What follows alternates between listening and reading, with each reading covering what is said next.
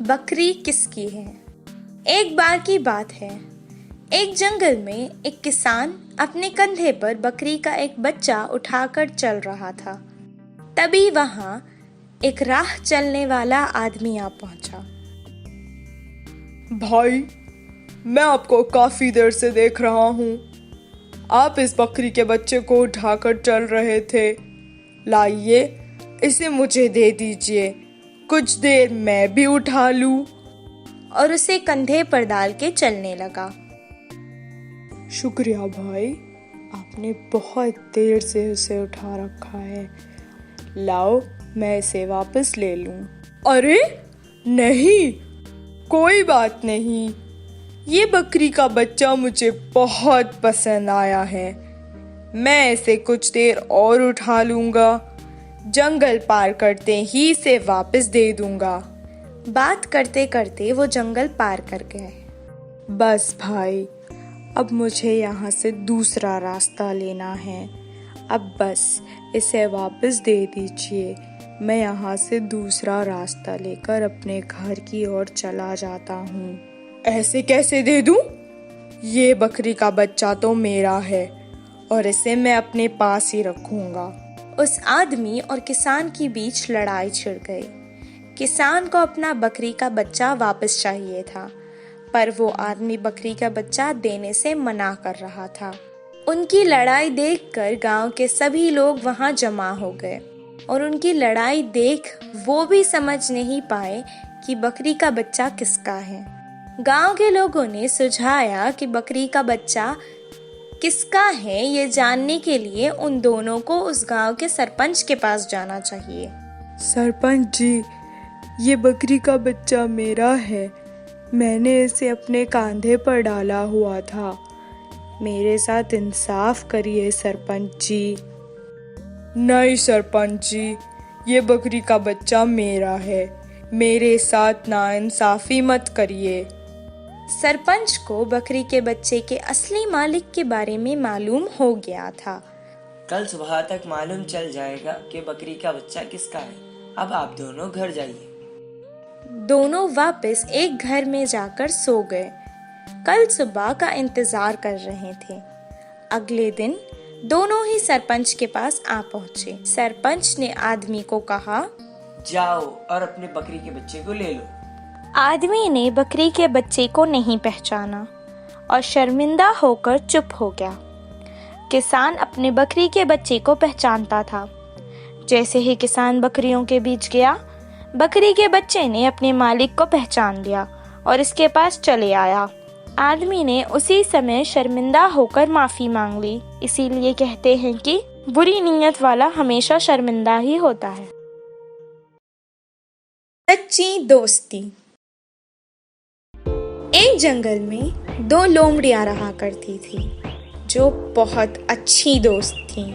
एक दिन उनको बहुत प्यास लग रही थी। इसी कारण वो दोनों नदी के पास जा रहे थे। रास्ते में उन दोनों को एक थैली दिखाई दी।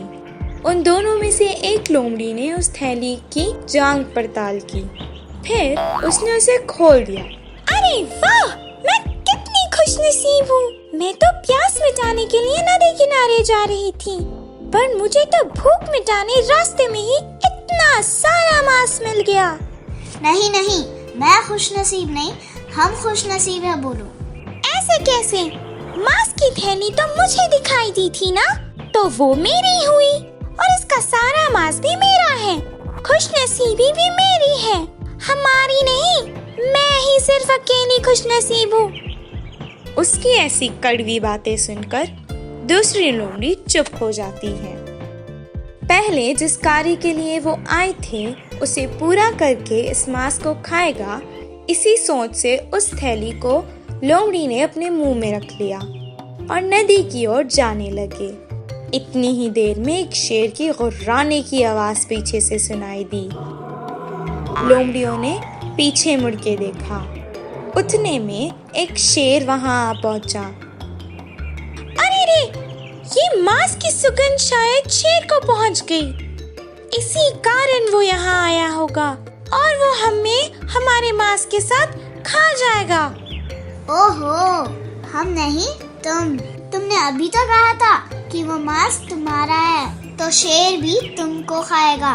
दूसरी लोमड़ी तुरंत अपनी जान बचाकर भाग गई। इसीलिए कहा जाता है कि सच्चा दोस्त वही होता है जो हर हाल में अपनी दोस्ती निभाए। कुएं का मेंढक।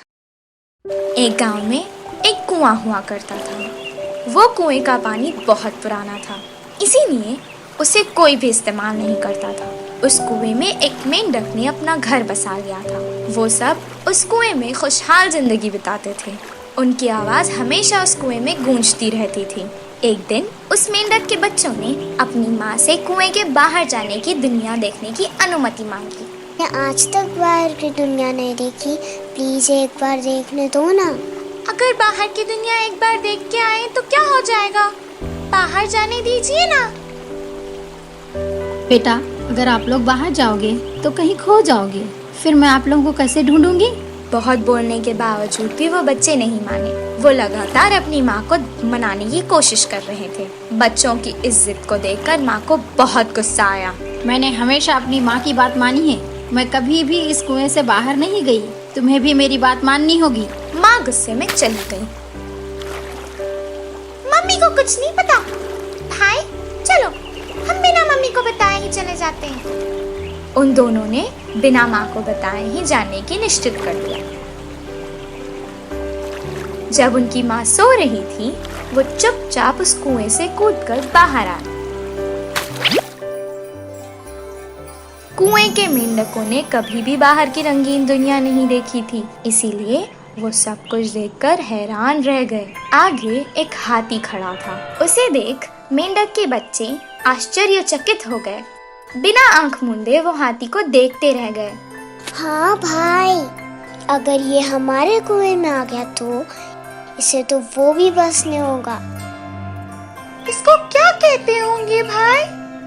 दोनों बच्चे हाथी को देख घबरा गए और उन्होंने अपनी माँ से उनके बारे में पूछने की ठानी। वो तुरंत कुएं में वापस कूद गए। वो जल्दी जल्दी अपने माँ के पास आए और सब कुछ अपनी माँ को बताया। पहले उनकी माँ बहुत गुस्से में आई, फिर वो भी सोचने लगी। उस चीज का अंदाजा लगाने के लिए वो बच्चों से अपने दोनों हाथ उठा के और अपना पेट फुला के पूछने लगी। बेटा, कि वो कितना मोटा था? तो फिर क्या इतना मोटा था? उसने अपने हाथ और पेट को और फैलाया और पूछने लगी, अरे तो क्या इतना मोटा? बच्चे बार बार अपना सर हिलाकर नहीं नहीं बोलने लगे। इधर देखो, इधर मेरी ओर। बहुत ज्यादा पेट फुलाने के कारण उस मेंढक का पेट फूट गया और वो मर गई। इसीलिए कहते हैं कि आधा ज्ञान और मूर्खता हमारे ही लिए हानिकारक है। खरगोश और कछुआ की दौड़। एक दिन जंगल में खरगोश रहता था। उसको बहुत गर्व था कि वह बहुत तेजी से भाग सकता था, लेकिन कछुआ बहुत धीमे और नादान था। इसलिए खरगोश हमेशा उस कछुआ को छेड़ता था। इतने धीरे से चल रहे हो, क्या तुम कम से कम इस जगह से दूसरे जगह जा पाओगे? इस तरह उसको छेड़ता था। तुम इतने धीरे चलते हो कि कभी भी कहीं भी सही समय पर नहीं पहुंच पाओगे, बोलकर हंसती थी। तुम अगर मेरे साथ दौड़ लगाओगे, मुझे तुम्हें हराना बहुत आसान है, ऐसे खरगोश बहुत गर्व से कहता था। ठीक है दोस्त, तुम्हारे खुशी को रोकने वाला मैं कौन हूँ? उस दौड़ लगाने के लिए मैं भी तैयार हूँ। ऐसे कहकर कछुआ भी दौड़ के लिए तैयार हो गया। सोच लो, बाद में ऐसे भी चल नहीं पाओगे, ऐसे खरगोश कछुआ को छेड़ता था। उसको जीतना मुश्किल है, ये मालूम होते हुए भी कछुआ ने दौड़ के लिए आगे बढ़ा। ये बात पूरे जंगल के जानवरों के बीच फैल गया था।